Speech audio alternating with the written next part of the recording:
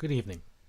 And if you're like me, and you're a fan of professional wrestling, whether lifelong or most recently, then you come to the right place. My name is Jose Ramos Jr., welcoming you back to another edition of the J Area Wrestling Show, where we talk about pro wrestling in today's sense and in the sense of the grand scheme of pro wrestling history. We've had quite a weekend here in professional wrestling. Obviously, you know about AEW Forbidden Door, NXT Heatwave, and most recently, on today's episode of Monday Night Raw, emanating from across the pond in England.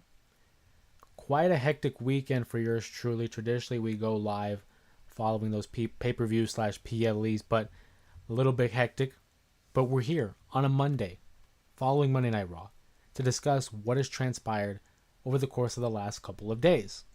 And if you haven't already, make sure you subscribe to the channel so that you can take part not only in the discussion for today's live stream, but future live streams as well. You can only participate in the chat if you are a member of the J Area. Also, make sure to like and subscribe and to comment down below some of your favorite aspects of pro wrestling in today's world.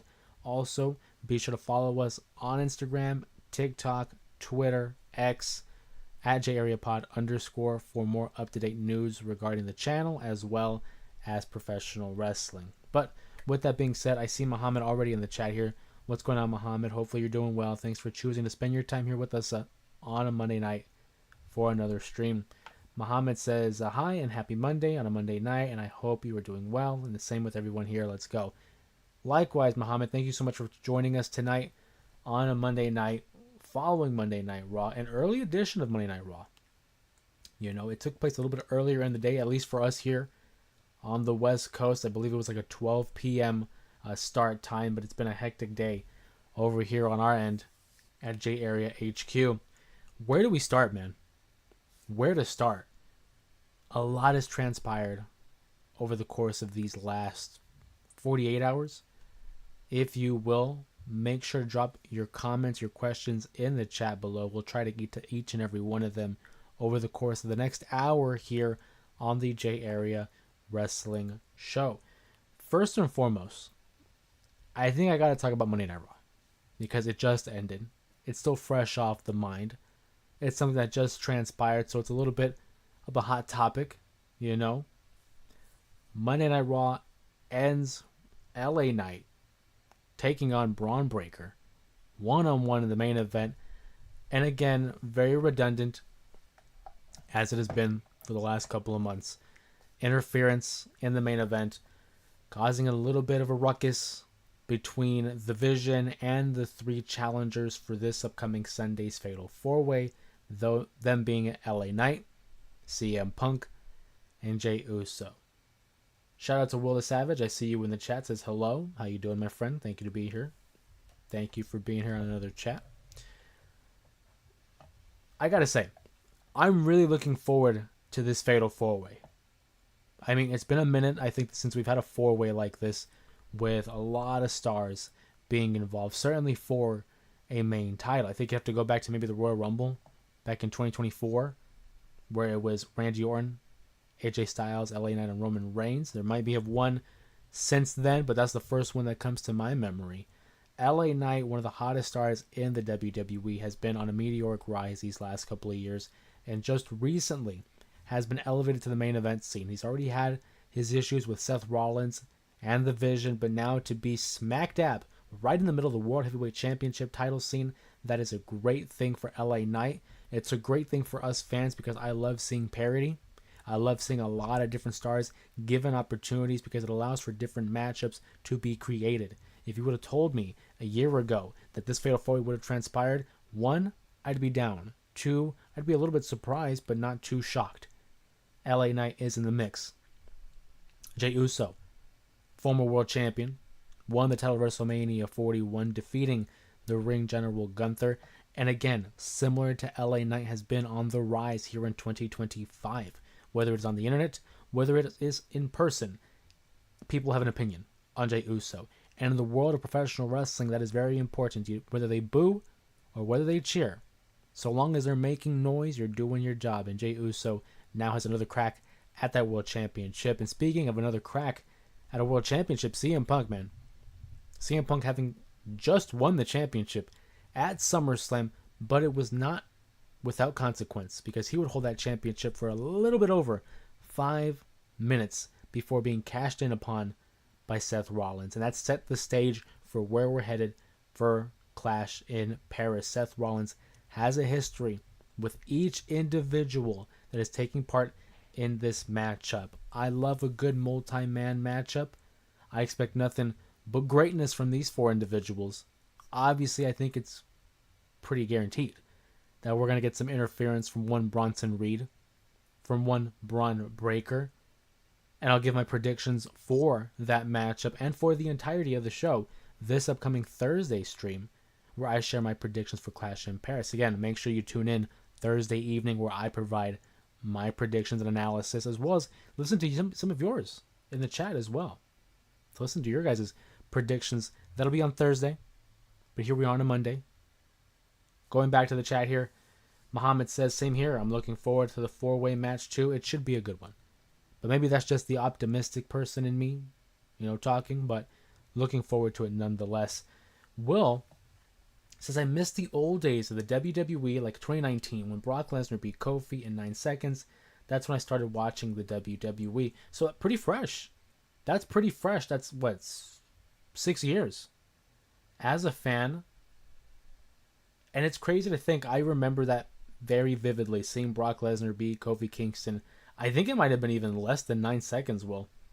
Don't quote me. I feel like it might have been 5 seconds.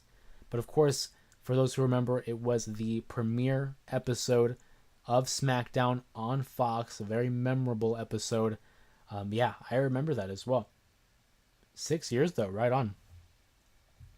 Muhammad says, I hope that Randy and Drew McIntyre be on Clash in Paris. I doubt it. I don't think that's going to be a matchup that's scheduled. Right now, I think there's only maybe 5 matches on the card, and we'll get to that again on Thursday's stream. I can't see them... Well, I guess I could see them going for that matchup, but we'll have to wait and see. It's a possibility. Now, speaking out loud, it is a possibility. Me personally, I don't think it'll happen, but don't rule it out. Never say never. They could easily put that on the card, for sure. But I think it's very clear that Drew McIntyre and Cody Rhodes, that is on the docket for WrestlePalooza. That will be September 20th, taking place in Indiana, I believe, is where it's going to be taking place. That's going to be on the docket. As for Randy, don't know what they're going to do with him in the meantime. Clearly, he has his issues with Drew McIntyre, which could potentially take place at Clash in Paris, but it's a quick turnaround. It's a very quick turnaround. That doesn't mean it's not possible, not impossible though. So I like where your head's at, Muhammad. I would like to see that matchup just because I think Randy and Drew are two high caliber talent in the WWE that could produce a stellar matchup even on short notice. So I for sure would be very interested in seeing that. Of course, for those of you just joining us here on the live stream, my name is Jose Ramos Jr., talking professional wrestling, namely Monday Night Raw, Forbidden Door, and NXT Heatwave. Make sure you drop in your questions, your comments in the chat below, and we'll get to each of them. I see Will says, damn, it's been 6 years since I've been watching the WWE and how the product is evolving. But I'm sorry to say, but it's kind of evolved for the worst. That's very fascinating to see from your point of view, Will. Because you're speaking as someone that has been a fan, for 6 years. So you've seen it from 2019 through into the pandemic years, coming out of the pandemic and being ruled by the bloodline and obviously the TKO takeover that has transpired over the last couple of years. For me personally, I've been watching it for 25 years, since the year 2000. So I've seen the ebbs and flows. Now, granted, yes, I was a kid when that was happening, but I can remember way back when, from the years 2009 to 2000 and roughly 14, where it was on and off. I mean, before 2019, there were some tough years where the product was certainly not where it's at. I would 1000% take where the product is now than when it was during like the PG era, because there were some bright spots there. Of course, the Nexus for like a quick second was really cool. CM Punk and the pipe bomb, pretty cool. Daniel Bryan and his rise, pretty cool. But those were the big highlights. For some of us, it was a struggle to keep up with some of these shows. The pay-per-view quality, not the best. The TV show quality, not the best. I would 1010% take today's product over than what was going on back then. So, has it taken a worse for the last couple of years? I think from 2023 to WrestleMania 40, that was peak. You cannot top that. Since then, it's been a little bit rocky. It's been a little shaky, and I do think TKO's emphasis on the business aspect has become so evident with advertisements, with sponsors, and a lack of focus in the direction of the company itself. It has become glaringly apparent to both casual and diehard fans. So hopefully they can right that ship and get everything in order. That way we can have a better WrestleMania season. This past year's was fine, but I thought the show was very underwhelming. When you have a show like WrestleMania 39 and then WrestleMania 40, two stellar shows. I personally think two of the best modern WrestleManias. And then you follow it up with 41, which again, there were some bright spots, but in totality was certainly a letdown from those two previous. But again, me personally, I try to be optimistic. I try to keep moving forward and be positive about things, but there are certain things that you just can't ignore, right? Especially for you and I who keep up with the product. We try to watch everything that's out there, and sometimes it's not all good. Sometimes it's not all bad, but I do think it's important that we hold them accountable. Otherwise, are they ever going to get better? Muhammad says only time will tell in that regard. Also says that's one of the reasons why Batista left the WWE. Creative decisions. He didn't like where the company was moving, and that was his right to leave. Moved over to Hollywood, and I think it's worked out really well for Dave Batista. He has become one of the best, if not the best, pro wrestler turned actor with some stellar roles in Guardians of the Galaxy. He was also in Knock at the Cabin Door, among other films as well that I can't rattle off my head because my mind is moving 1,010 miles per hour. But the fact is, Batista, I think, is one of the best actors coming from the WWE. John Cena, I think, is improving based off of what you've seen in Peacemaker. I think he's certainly improved. I also enjoyed Head of State with Idris Elba. But that's time. That's a talk for a different time. In the WWE, we also had NXT Heatwave, which had transpired this past Sunday. Couple of noteworthy things that came out of that. The main event, of course, being Oba Femi versus Javon Evans. These two got chemistry, you know. I would like to think that Oba Femi and Javon Evans, they're destined to do this for a minute. You know, these two have came up in NXT. You have Oba Femi, who is the ruler of NXT. I mean, this guy's a beast. He's a monster. The way that he's built, he's meant to rule over the roster. And then Javon Evans, man, that boy's bouncy. This man has all the athleticism, has the charisma, has the crowd support. I would not be opposed to seeing these two being lifelong enemies. Whether it's on NXT, whether it's on SmackDown, whether it's on Raw. Don't mind. And they delivered another show. I had predicted that Javon Evans would go over, win the NXT title in a surprise upset that would allow Javon Evans, or rather Oba Femi, allow Oba Femi to move up to the main roster. Not the case, though. Oba would go over with a little bit of chicanery there that we thought that Javon was going to win the title. That was not to be. And then to close out the show, Ricky Starks comes out. Or Ricky Saints, now that I think about it, NXT's Ricky Saints comes out and apparently is throwing his name into the hat. That is the NXT main event scene. Could Ricky Saints be the guy to unseat Oba Femi as the champion? I think it's a big possibility. Because I think Oba Femi, any day now, could go to the main roster. Any day now. He has all the intangibles. He has all the qualities that it would take to become a successful star on the main roster. I think he's ready. I think he's been ready. I look forward to what he has in store for Ricky, and whether or not No Mercy the next premium live event for NXT, whether that will be the location of a new champion, but we'll have to wait and see. So Robert says Y2J wearing a shirt could be an asset to the WWE.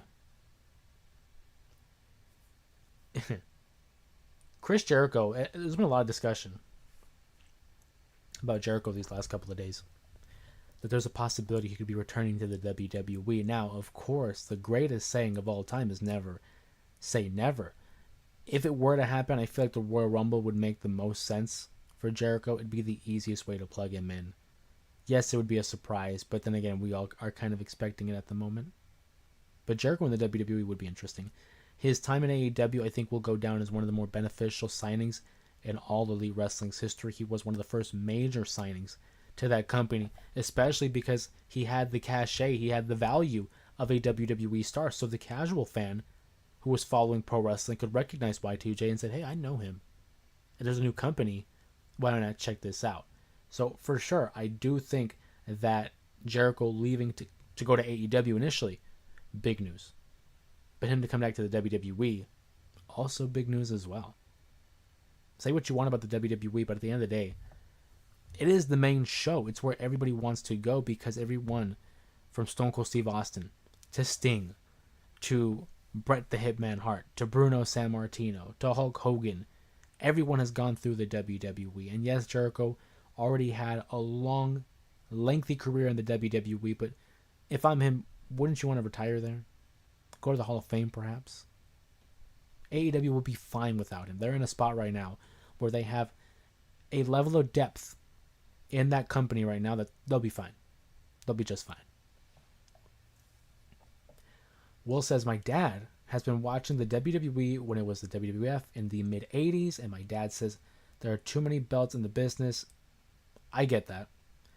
And he said Triple Crown was tag team IC heavyweight champs, and the event tickets, dude. Oh my god. Seeing the ticket price is ridiculous, right? Imagine if that's what you had to pay for a ticket today. That's ridiculous. And nowadays, to get a decent seat, you almost got to give an arm and a leg for a decent seat. But yeah, back in the business, it was only the tag team, the mid-card, and the world championship. Back when it was simple. Nowadays, there are like double champions, especially because it's Raw and SmackDown. So you have, each brand both having world titles, mid-cards, and tag team titles. And then the women's roster has their own set as well. World, mid, and tag team as well. But I do believe you, though.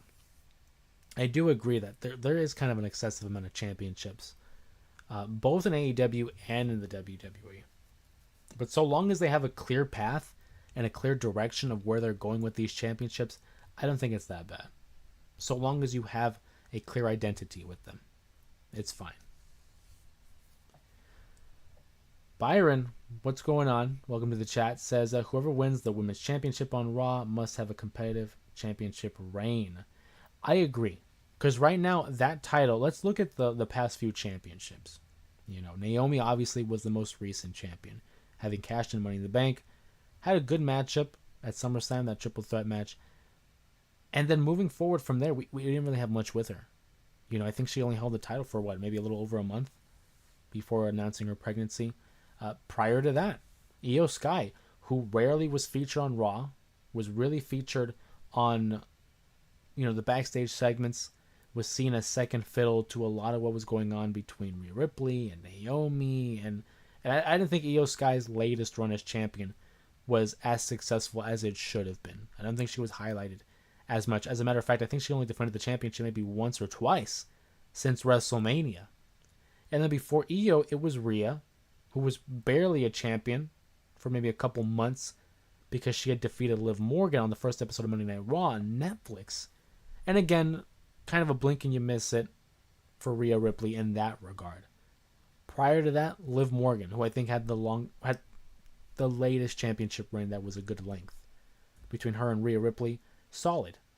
But now moving forward, I do agree. In the year 2025, we haven't really had a real competitive and a real satisfying championship reign for the world title on Monday Night Raw. Whoever it is that's next up, I'm hoping they do have a decent title reign. Whether it is Stephanie Vaquer or someone else, that championship deserves better. It certainly does. I think Naomi would have had a great run with it, especially with this heel persona as we proceed with caution. But now that she's gone, it leaves quite the void. Are they going to pull the trigger on Stephanie and have her become world champion after only being on the main roster for not even a year? It's a possibility. But who else would be in line? Could it be Rhea? Could it be Io? I think those are certainly two names that are a big possibility. I think Io would make the most sense because she was guaranteed a spot for that World Championship title match against Naomi prior to the announcement of her pregnancy. If you ask me, go back and check some of the previous live streams. I've been saying it would make sense to have Io go up against Stephanie. They both were promised championship matches that were not being fulfilled due to Naomi's absence. Now, if they wanted to include other people and maybe create a fatal four-way or a six-pack challenge, a gauntlet match even, go right ahead. But if you're going for a standard one-on-one matchup, Stephanie versus Io makes perfect sense, also because it could become the rubber match to determine who was the best between the two, because the last time these two fought, there's been interference, and we haven't gotten a decisive winner. I think you can go ahead and tie up all the loose ends here with a final battle between Stephanie and Io for the World Championship. That's just my 2 cents. Not to match up with Will's 67 cents. That just makes sense to me, though. Muhammad says, don't reference to him as Y2J. He doesn't want to be called that anymore. He has the David Bowie wrestling. Yeah, but if he comes back to WWE, whether he likes it or not, people will say Y2J. Whether he likes it or not. Now, if he comes back as a heel, that could work to his benefit, and try to trash the audience. But he'll always be Y2J. Whether he likes it or not. Sorry. Dion says, Jose, where's Gunther? Gunther, I believe, is dealing with an injury right now. I don't recall if it was an orbital injury or something in his face. He had a matchup with CM Punk at SummerSlam. Heading into it, there were reports saying that he had an injury, that he was dealing with something maybe in his orbital or his nasal area. Following that matchup, we knew Gunther was not going to be the champion anymore, taking some time off to hopefully heal and recuperate. But as far as I know, and as far as I've read, he's dealing with an injury that'll keep him out for a while. So I think that's good and bad for Gunther. Obviously, it's bad because we don't wish injury on anybody. We want everybody to be 100% and ready to go for any matchup that takes place. But for Gunther, it's also well-needed rest. I mean, this guy has been a stalwart for the last couple of years on the main roster, whether it was his World Championship title reigns, the IC title reign, but definitely well-deserved in terms of a break. And whenever he comes back, I mean, he'll just go right back, plug him back in. He can go with anybody. Kevin, what's going on, buddy? Kevin in the chat here as well says, do you remember that one match where Eddie collapses mid-ring and JBL quickly pins him? What was going on there? That's a good question here. Because Kevin, we talked about this on a recent stream. And it's become one of those like Mandela effects of like, when did it happen? It was on an episode of SmackDown. I believe it was supposed to be, if you remember, it was Judgment Day 2004. That had taken place at the Staples Center, Los Angeles, California. That was the show where Eddie Guerrero was defending his WWE Championship, the very same WWE Championship that you can see over my shoulder here. He was defending it against John Bradshaw Layfield in a matchup where JBL swung a steel chair in the face of Latino Heat. A swing that Aaron Judge, Shohei Ohtani, Babe Ruth would be proud of. And it proceeded to cut open Eddie, and he bled. I mean, this guy was gushing with a crimson mask. The SmackDown following, or maybe it was not the following one, but in the preceding weeks, because I don't recall if it was the week after or 2 weeks after, but the fact is, it was supposed to be a playoff of that it was still due to the loss of blood, that just the damage taken to the head had caused him to collapse. Now, some people thought this was legit and thought Eddie Guerrero really passed out. It was a work. It was a work. Eddie was fine. It was a part of that storyline, as far as we know. But a good callback to one of the better times in WWE. I was a big fan of the Ruthless Aggression era. We got a couple of chat here. Dion goes on to says, Jose, I was looking forward to this podcast so much that I had to write some questions down. I love it, Dion. I appreciate you.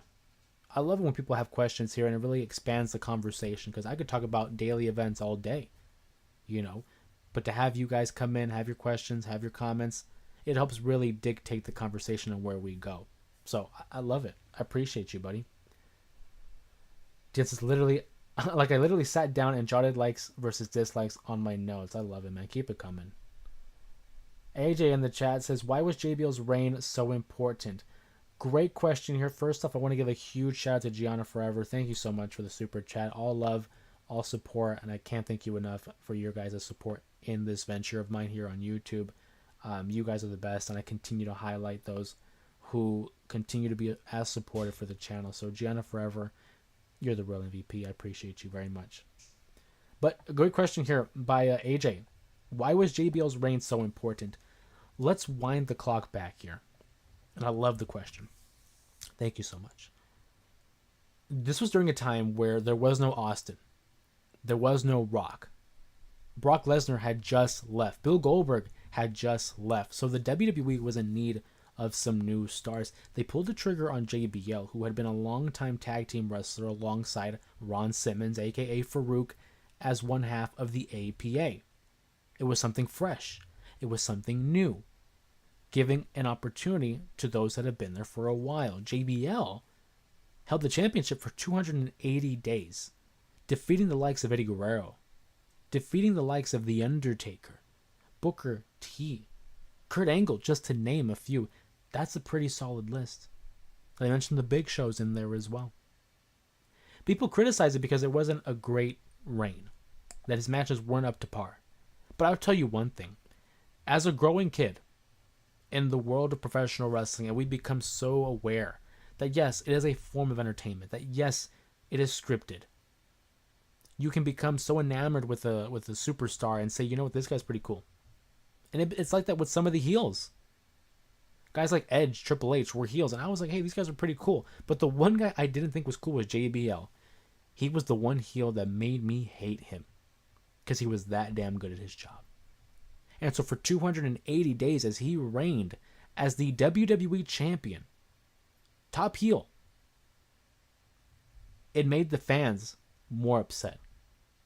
We wanted to see him lose that championship. We wanted to know who would be the guy to defeat the wrestling god, as he proclaimed himself. It was so important because that championship reign would be parlayed into the first title reign of John Cena. So John Cena got to benefit from all that heat that was built up over the course of those near 300 days, then transferred over to John Cena as he became the man to defeat JBL. So now, all that hate that was going towards John Bradshaw Layfield became admiration and appreciation for John Cena to defeat him. That's why it was so important. It was so important because it was a big part of why John Cena became the man in the WWE. It was the first championship title reign that he won at 17. A very important piece in John's career. John Cena's career, that is. Great question there, AJ. Appreciate that. Gianna Forever says, let's not forget I was the first one to say Naomi was pregnant. Give Gianna Forever their credit. Give them their credit. They're the ones that threw it out there. Even I was skeptical. I'll be the first one. If I'm wrong, I'll be the first one to say I was skeptical. But Gianna Forever held strong and maintained their belief in that statement. And you know what? It paid off for sure. They called it. Longest title reign in 10 years. That's right. JBL had that distinction for a while. Dion says, like, for example, I don't like LA Knight on Monday Night Raw. That's just me, though. Yeah, you know what? I like him on SmackDown, too. But seeing him now on Raw and being able to brush up against guys like Punk and Jay and Seth, and that really puts him on another level as a top star. I'm okay with it. I'm okay with it. So long as they have a direction and a clear vision Forgive the pun. But a clear vision for him. AJ says Triple H and him were on top of the business with the titles. That's right. I'll never forget the 2005 WrestleMania where they're head to head, and they're like, well, I guess we're going to have to see who is the champion at the end of the night. Great call. Dion says, next up, why do they rerun the exact same matches over and over again? That, Dion, man, I agree with you 100%. It becomes a little bit repetitive. It does become so repetitive, but it's because they're trying to stretch out that story. That's my interpretation. Stretch out that story for as much as you can, get to the next PLE, but I'm not a fan of it. The one thing that I think is super repetitive is like in Monday Night Raw, the main events and the consistent interference. Yes, I get it. The Vision are heels. Yes, I get it. They're going against these top 3 baby faces in preparation for a fatal 4-way. But it's like sometimes, man, it just becomes so repetitive. You just want to just get to the next one. I'm with you. Kevin says, who's your top 4 workers the industry has had? For instance, those who gave the most, such as their bodies, etc. Oh, okay. Because, okay, there's 2 different interpretations to me of a worker. A worker, I'm thinking in terms of like in the ring, just work rate, best wrestlers. But you're saying for those who gave up the most for their bodies. So if we're saying that they gave up for their bodies, if we're going with that way, I got to give Mick Foley immediate credit. The things that he did were just ridiculous. Did not have to do them, but he did. So Mick Foley certainly is in that regard. I would go Kurt Angle because both work rate and the neck injuries. This guy broke his neck multiple times in matches and finished the matches and is, to me, one of the greatest to ever do it. So that's immediately the first 2. In terms of who gave up their bodies,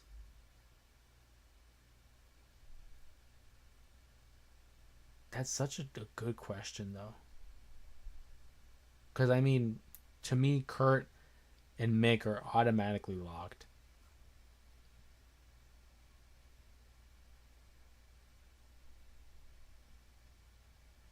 I really want to be able to give you that answer. But I'm going through like a bunch of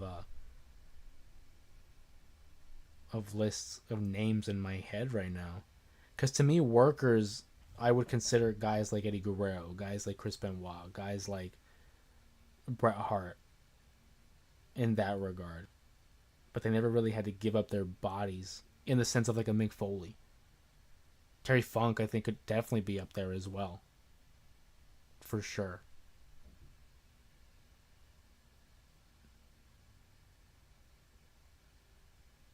I think for now, I'm going to go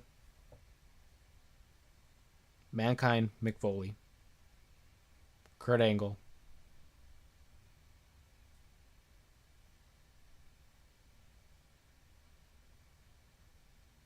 That's a good question, man. And it's like, this is over the course of generations. Damn, Kevin, you really stumped me on this one. I'm going to see the chat and see if anybody has said anything. Dion says JBL, Orlando Jordan, and Charlie Haas. Naomi should be fired. Good night. I don't know about that. I mean, come on. Come on.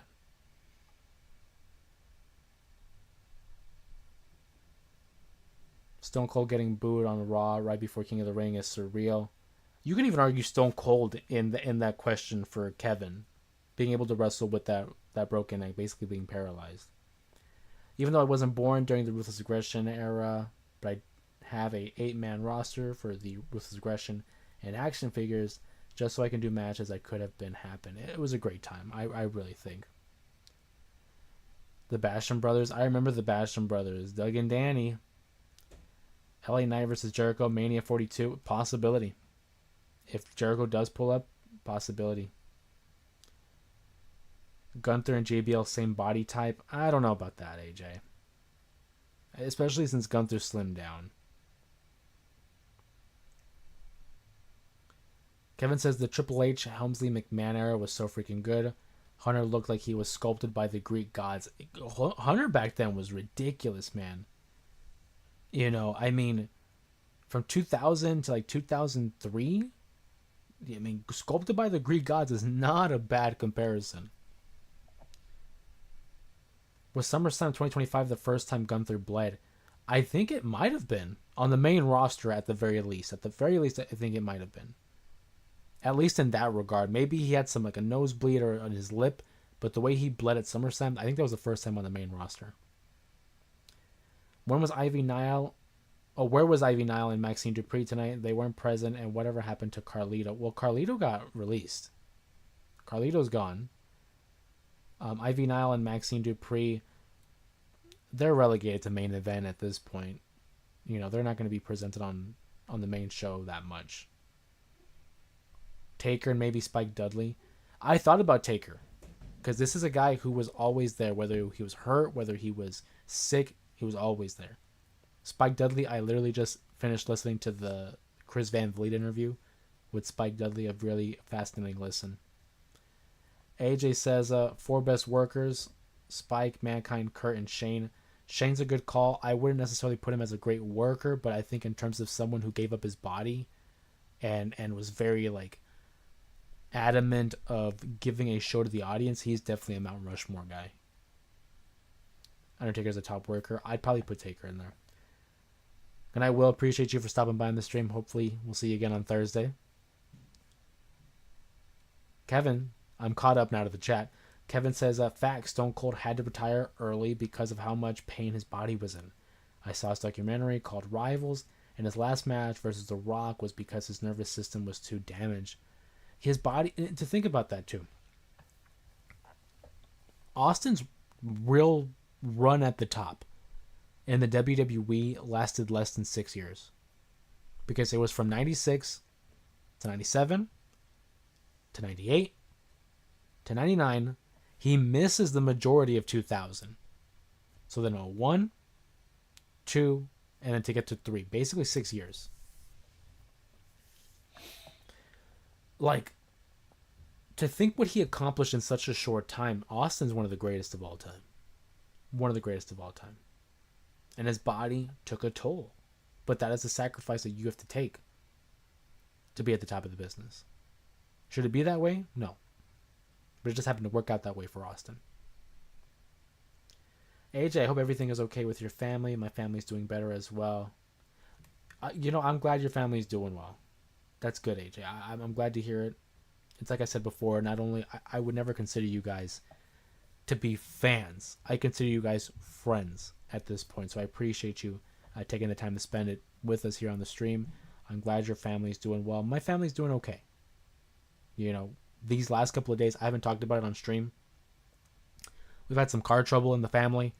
A lot of maneuvering around with vehicles, and there was an issue, obviously, with getting one of the cars back home because we were struggling finding a towing service. Luckily, that's in order, so everyone's okay. It's just a matter of now getting a mechanic to take a look at the car. But, Sunday was hectic. We had Forbidden Door and Heat Wave. I was anticipating going live that day, but with all that going around, wasn't able to go live. So we caught up here. We'll be going live Mondays and Thursdays. Those will be your days for the live streams, Mondays and Thursdays. And if there is a PLE or some sort of special event on a weekend, then we'll go live for that. But as for now, the streaming schedule here on YouTube, Mondays and Thursdays. And so, for example, Thursday we'll have our predictions stream, I should say, for Clash in Paris. And then following Clash in Paris, I'll be going live and sharing my own point of view there. Sorry for assuming. It's all good. Don't worry about it, AJ. Stone Cold Steve Austin may be open to one more match. Is that accurate or not? I'm sure he's open to another match, but it doesn't mean he has to do it. I don't think he should do it. I think he's good. I would have loved to have seen him versus Punk, but I think that time has passed, unfortunately. It's so hard having a top 4 list, man. The Rock is like Michael Jordan, retiring at the age of 33 and then never coming back. To think about how many more world championships The Rock would have if he stayed. True. Because I think right now, what's he at? I think he's a 6-time WWE champion. maybe 7 with a WCW title reign. Yeah, The Rock easily could have hit double digits. Easily. Especially at that time where they were hot potatoing the championship. Easily. Could he have matched Ric Flair? Maybe. Maybe, but we'll never know that. Because he did leave for Hollywood. Again, similar to Austin. They both were at 96 to 03. So Robert says, I know everyone hates him, but it looks so easy. Hulk Hogan's leg drop. 300 pounds every night, 365 times for many years. It was a big deal back in the day, too. I have appreciation for maneuvers like the leg drop, like the DDT. Because back in those days, it was new, it was fresh. For us as an average viewer nowadays, the Canadian Destroyer has become a transitional move. So it doesn't really have as much impact to it. Just like a DDT, just like a leg drop. But back in the day, those moves were devastating. So I can have a level of appreciation for them. Have you talked about Raja yet? I have not. I was waiting to see if that was going to be brought up in today's stream. The Raja Jackson stuff. Wow. I mean, where do you start? Right? Raja Jackson showing up at an independent wrestling show. Raja Jackson being the son of Rampage Jackson, known for his fight career as well as a star in the movies. He was in the A-Team, if you can recall that back in 2010. Apparently, he's a streamer on Kick and went to an independent wrestling show. It got in the face of, I believe his name was it Psycho Stu? Sicko? You're going to have to forgive me. I know his name was Stewart, but it was a misunderstanding. And that Stu believed that he was a worker, that he was a wrestler, and had gotten like a can of beer or soda, whatever it was a can, smashes it up against his head. And people were telling him, like, hey, he's not a worker. He's not a worker. There's video out there of, an apology taking place. And apparently at some point in the day, it was established that, hey, let's have Raja be a part of an angle with Stu. And he gets in the ring. Basically gives a spine buster to Stu before Sicko Stu. Yeah, I think you're right. And then proceeds to deliver like dozens of unblocked punches, unguarded punches to Stu. And he was already unconscious following that spine buster. And it was just the level of force in those punches. Excessive. And then apparently it got to the point where they couldn't get this guy up. I haven't seen any update yet, following him in the hospital. It's a shame. I honestly don't think they should have gone with it as an angle. If you were going to, maybe have Stu get in his face and, give him a little push or whatever, but keep Raja behind the guardrail instead of allowing him to get in that ring. And if it wasn't planned and he got in the ring regardless, where the hell's security, man? Because what happened is a travesty. It's terrible. It's terrible. And now you have people out here who want Raja to be, arrested and convicted on attempted murder, essentially. I don't know if I can say that on YouTube, but attempted, It's a real shame. We're following up with the news there and seeing what is going on. It's a real shame, though. There's also a GoFundMe. Yeah, I'm sure. Kevin says, oh my goodness, yeah, that was crazy to watch. I didn't know what to make of it at first. I had to rewatch it because I was like, wow, just dumbfounded. I don't think it was a work. Isn't a question with Raja. The body can't fake, not reacting to those. He was knocked out. I think maybe it was supposed to be a work, but that initial blow did knock him out. And then from then on, it was like, okay, know your limits, dude. I think it was intended to be. Everything had gone wrong. Rampage is the first fighter to pass CTE to his son. That's crazy. Hereditary is crazy. I think he just needs a little time in jail, not more than a month. I don't know, man.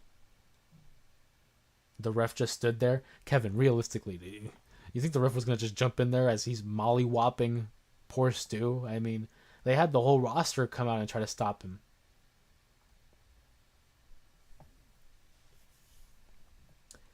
I want to get back to some of these previous comments in the chat. Do you think that indie will be more popular? Yeah, that specific indie show might be. I mean, any publicity is good publicity, but that was just terrible what happened. But yeah, I wouldn't doubt that specific indie gets more popular. Austin sold more merch than Hogan, and John probably would still have the record of Stone Cold 1. Yeah, I think so. That Austin 316 shirt's iconic. I have one myself. John's Thug Life gimmick OP at the time. I loved that gimmick, man. That's what really became, got me as a fan of John was the Thug Life gimmick. I once landed on my tailbone and it was the worst pain ever. Mind you, I weigh 160. Hogan is 3 times my weight, and so I can't imagine the pain he's endured from that leg drop. A good point, honestly. There's a way, I'm sure, to maneuver around it to make sure that you are safe doing that move. But I'm sure there's been a few of those that really got him, It was another camera angle, but yeah, they pinned him. I didn't see that. No, but the Raja Jackson stuff is crazy. Again, we're waiting for updates on how Stu's doing. John Cena's merch was so good a little after Thug Life gimmick. Yeah, I agree. I think where it really kind of lost its mustard for me was maybe like in 2010. I really liked the the camo stuff he had in 07. I thought that was really good.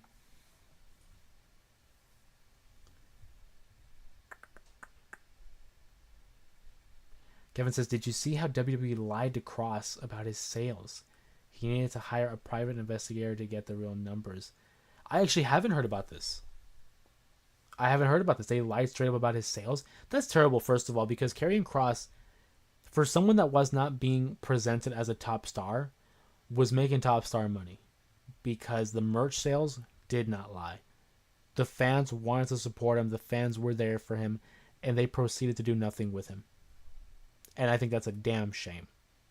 How are you expecting anybody to succeed even when they get themselves over? He organically got himself over, and you did not capitalize on it. To me, that doesn't make sense. Guys like that and like Zack Ryder, now known as Matt Cardona, again, the word dumbfounded. They did the work. They got over. The crowd is behind them, and you won't push them? That doesn't make sense to me. The crowd's chanting, "We want Kross. We want Kross." And what does Hunter do? Hunter, in that show, the post show following SummerSlam, says, "You want Brock? Well, you got him." Nobody talking about Brock. They were cheering for Kross, and you're saying Brock?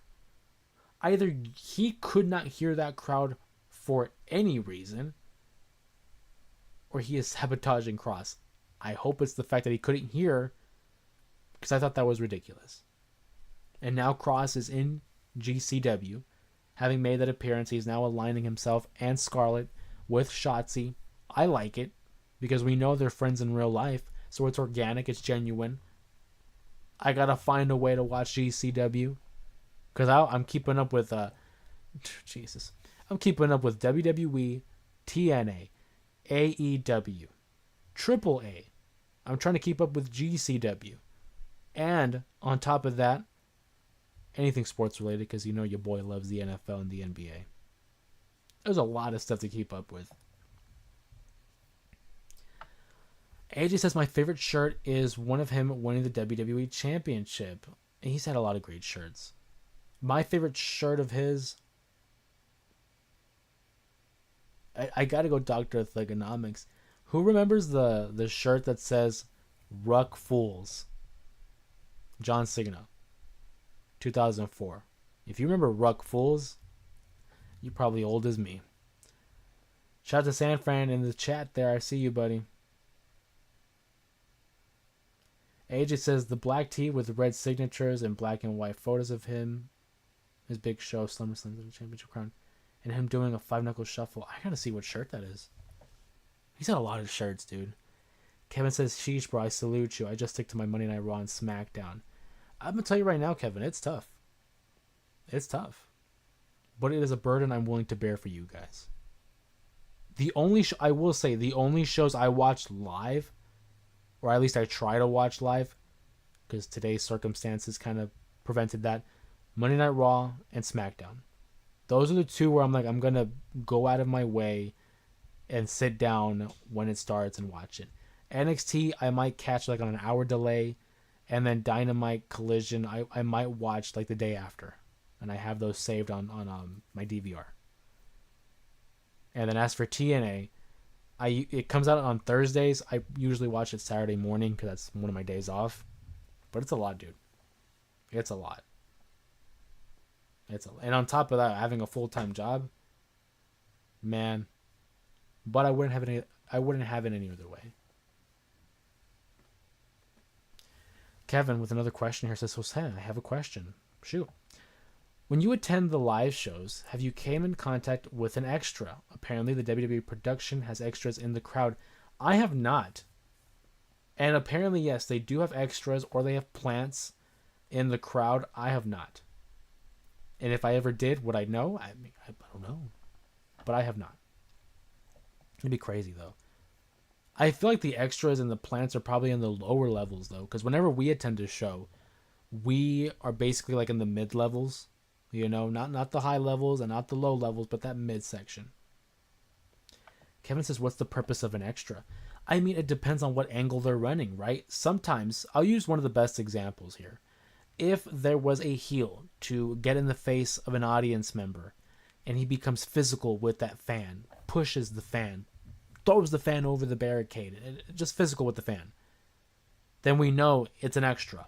It's a plant. He is assigned to be in that position. Basically, to create a barrier between reality and kayfabe.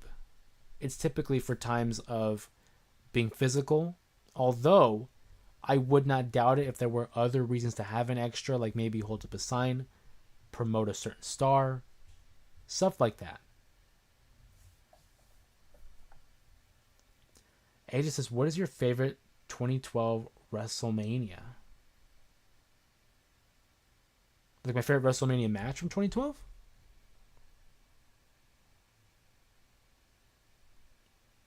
If that's the question, AJ, my favorite WrestleMania 2012 match, oh, we go back to three great matches at WrestleMania, but for me, it's got to be Hell in a Cell, Triple H and The Undertaker, with Shawn as the special guest referee. Oh, 2010s, my favorite 2010s WrestleMania. Ooh, okay.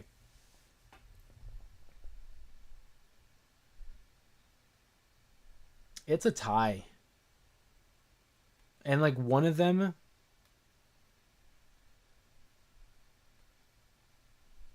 yeah, it's a tie. One of them is bias. In 2010, WrestleMania 26 had taken place. I was fortunate enough to attend this show with my brother and my dad. So WrestleMania 26 will always have a special place in my heart. We were able to see The Undertaker versus Shawn Michaels, John Cena versus Batista, Edge versus Chris Jericho, CM Punk and Rey Mysterio, Bret Hart versus McMahon. That matchup was not good, but I can say I saw Bret Hart versus McMahon. That one has a special place in my heart. I really enjoyed that show. If it wasn't for that one, though, I think I'd have to go with 2014 WrestleMania 30. The whole Daniel Bryan story, seeing The Undertaker versus Brock Lesnar, the streak ending was such a shock. I get chills thinking about it still. The Shield, I loved the Shield back then. Cena versus Wyatt, I thought was fun. Just the vibe of WrestleMania 30, it was really cool. And it's a personal favorite of mine. AJ says, Edge's pyro when facing Taker, still the best pyro ever. I think you're referring to WrestleMania 24, man.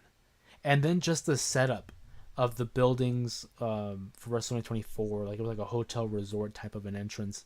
Fantastic. I love very detailed stages like that. And they had that this year, WrestleMania 41, but that WrestleMania 24 set, oh my God, it was beautiful. Fantastic. There's a reason why they always flash back to that. It's a great scene. It's a great one. Edge's entrance there was top notch. Certainly top notch.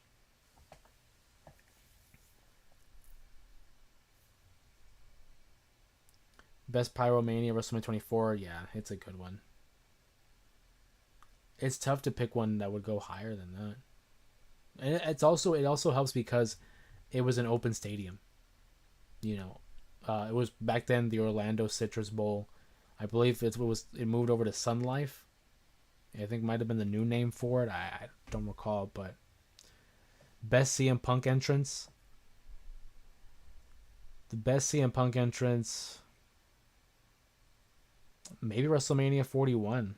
If we're going in terms of like pomp and circumstance and like a real elaborate entrance, I'm thinking WrestleMania 41 was super cool with that, the opening video package that showed this fire burns, Living Color performing Cult of Personality.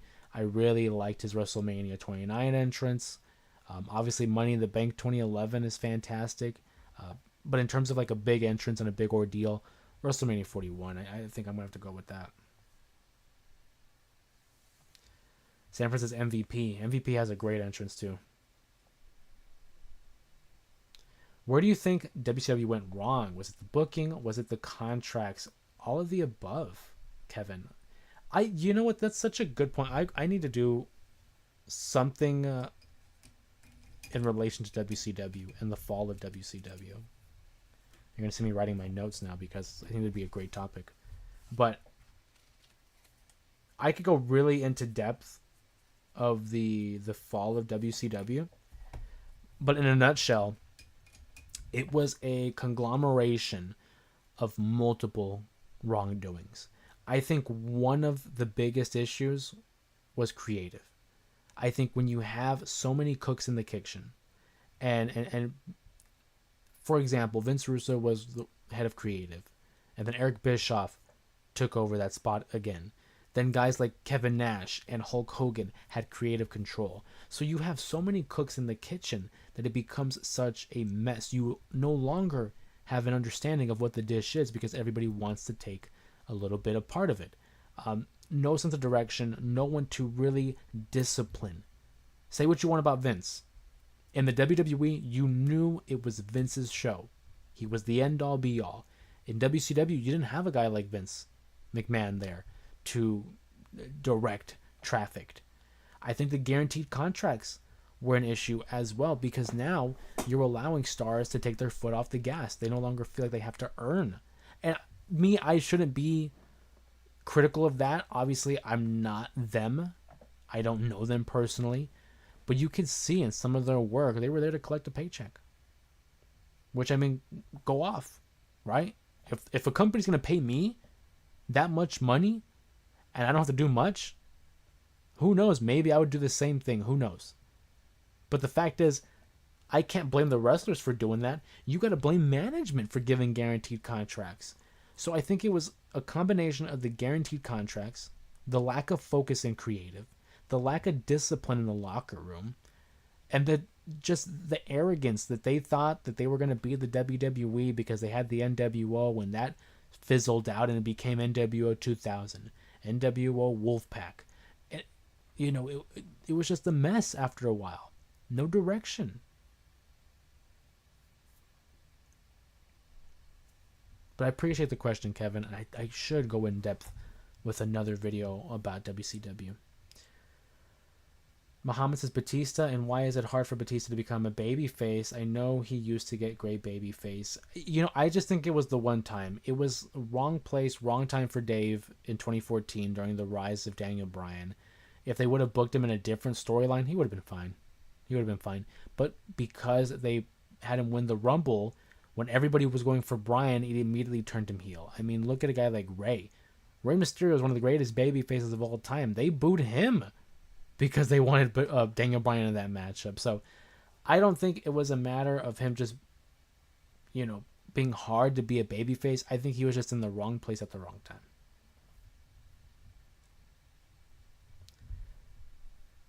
Hey, J Area, I think you need more YouTube shorts. Your Money in the Bank 2025 was a banger. I appreciate that. Thank you, AJ.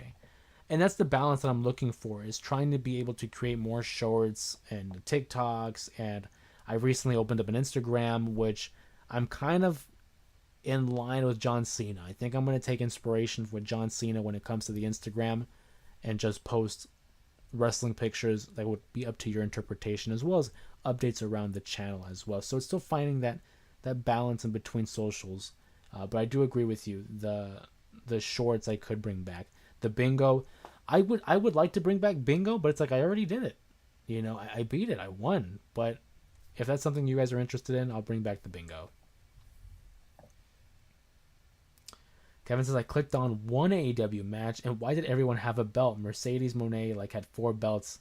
Why? Tony Storm had 2 belts. What is going on? Well, they're from different promotions. Most of them are from different promotions. You said Mercedes has 4. Buddy, wait till I tell you, she got 9 championships now. Mercedes Moné has 9 titles, and they're across many independent wrestling companies, whether it's AEW, whether it's Rev Pro, Marigold, women's, New Japan Strong Pro, a bunch of championships. Yeah, it's because they have a partnership with many of the other wrestling promotions. Pretty much it.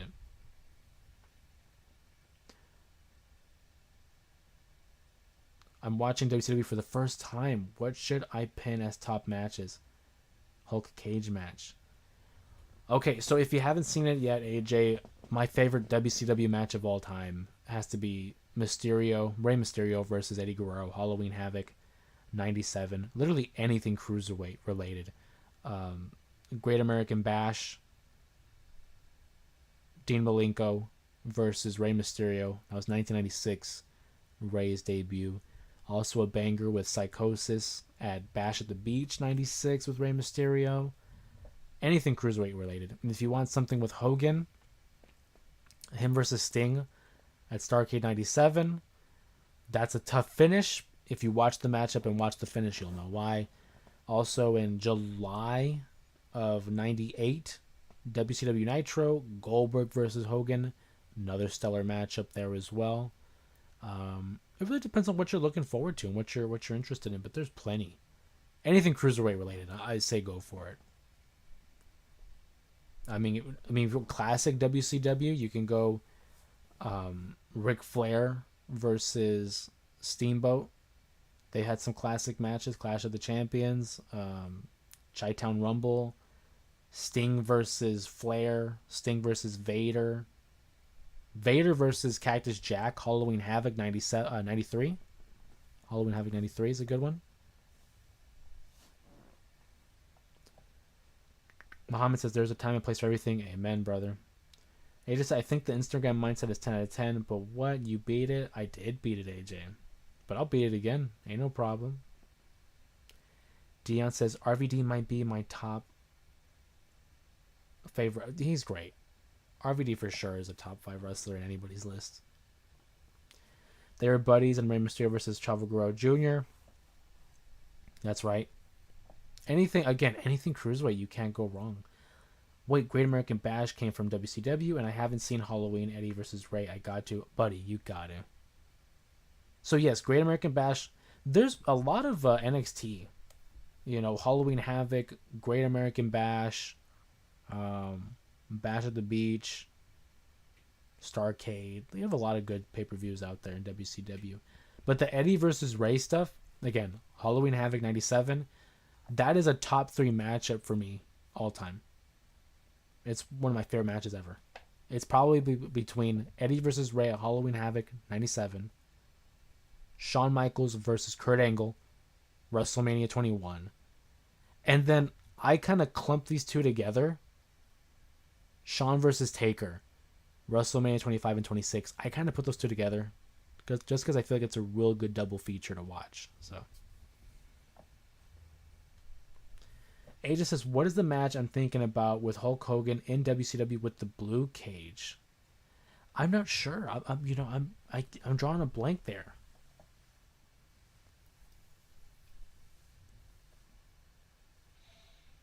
I'd have to look it up. It depends if he's red and yellow Hogan or NWO Hogan.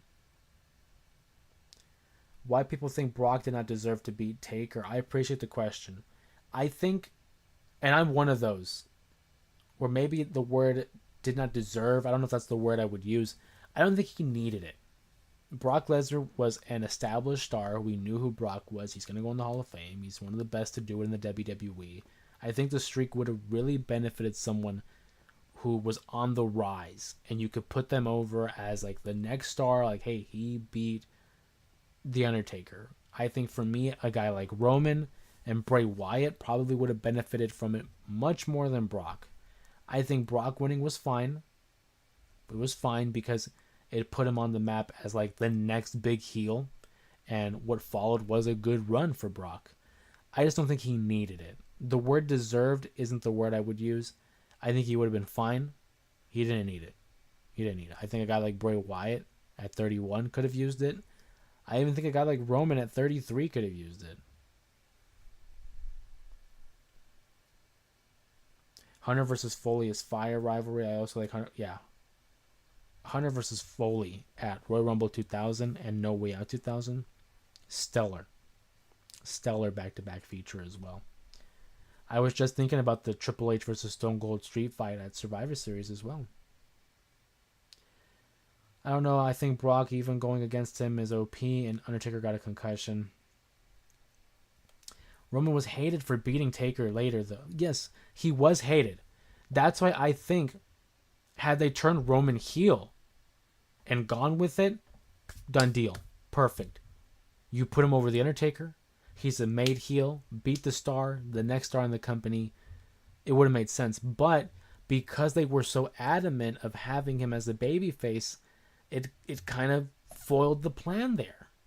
But if they would have gone heel with Roman, turning him heel by defeating The Undertaker, instant heat. Instant heat. If not him, like I said, Bray Wyatt was literally right there. Muhammad said, speaking of Brock, any chance of him getting into Cena and Logan? Yeah, I think there's a good shot, Muhammad. If not in the match, probably following it. You know, maybe Cena, not even maybe, I think Cena wins. And then we see a Brock Lesnar appearance and him attacking John again. I think we will see Brock in Paris. We're going to go ahead and start to close up here on the stream for another few minutes. I'll go 3 more minutes, guys. We went a little bit over, but just totally fine. It's been a great conversation here on another Monday night talking pro wrestling with you guys, the highlight of my week. Monday and Thursdays, we will go live. We know Thursday's going to be our Clash in Paris predictions video. And then obviously we'll go live again for the Clash in Paris post-reaction stream. Again, keep in mind, we're going to be going live on Mondays and Thursdays. And then whenever there's a premium live event or a big event taking place during the weekend, I'll go live for that. But Mondays and Thursdays. So is Brock back? That's crazy. Yeah, Brock's back, man. I didn't think he'd be back, but he's back. Was Ryback that bad? Yeah, yes. Yes, he was. Give him credit, though. He got over with the crowd. He got over with the crowd in 2012 and 2013 to the point where he almost won the WWE title. But I do think in the long run, yeah, it wasn't a good look. Ryback almost made Punk rage quit. Facts. Facts, AJ. Go back and listen to the Art of Wrestling podcast with Colt Cabana and CM Punk. I've never heard anybody get ragged on like that. It's a great listen.